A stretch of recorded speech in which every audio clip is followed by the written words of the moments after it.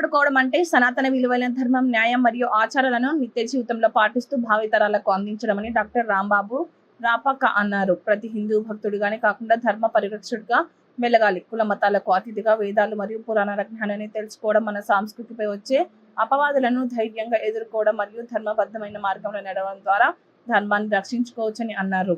నిత్యం వేద పారాయణం, పూజలు మరియు ఆధ్యాత్మిక గ్రంథాల భగవద్గీత, రామాయణం, మహాభారత అధ్యయనం చేయడం భావితరాల విద్య, మన సంస్కృతి సంప్రదాయాలు మరియు పండుగల వెనుక ఉన్న శాస్త్రీయతను పిల్లలకు నేర్పించడం. ఐక్యత. హిందువుల అందరూ కుల ప్రాంతీయ భేదాలు వీడి ధర్మ పరిరక్షణ విషయంలో ఏకతాటిపై రావడమని అన్నారు. ఎవరైనా సరే ఈ వేదాలను కానీ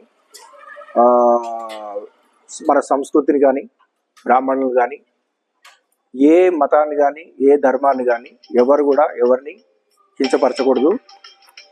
ముఖ్యంగా నాయకులు అనేవాళ్ళు మనందరినీ కూడా పరిపాలించాలి, కానీ ప్రజలతో ఎన్నుకున్న ఈ నాయకులు ఇలాంటి వేదాల పైన కానీ దేవీ దేవతల గుళ్ళు పైన కానీ జరుగుతున్నటువంటి దాడులను ఖండించాలి, కానీ వాళ్ళే వేదికలపైకి బ్రాహ్మణులను పిలుచుకుని ఆశీర్వచనం తీసుకుని తర్వాత అందులోని ఉన్న సభ్యులే మళ్ళా తిట్టారా లేకపోతే ఏమన్నారో మాకు అర్థం కావట్లేదు అనే రీతిలో మాట్లాడడం చాలా బాధాకరం. ఇలాంటివి అందరూ కూడా ప్రతి హిందువు కూడా దీన్ని ఖండించాలి. హిందువులందరూ ఒకటే కులం, ఒకటే మన హిందూ ధర్మం, మనది హిందూ జాతి. బ్రాహ్మణులనే ఇదని కాదు, ఇతరులనే ఇదని కాదు, అందరు సమానత్వం. మన ధర్మాన్ని మనం కాపాడుకుంటేనే రేపొద్దున మన దేశం సుభిక్షంగా ఉంటుంది. మనం ఎప్పుడు కూడా ఈ ఇతర ధర్మాలను కానీ ప్రకృతిని కానీ పక్కవాడిని కానీ మనం ఎప్పుడు కూడా తిట్టడం అనేది, మనం హింసించడం అనేది, తర్వాత దుర్భాషలు ఆడడం అనేది చాలా తప్పు. ఎవరి ధర్మం వాళ్ళకి గొప్ప.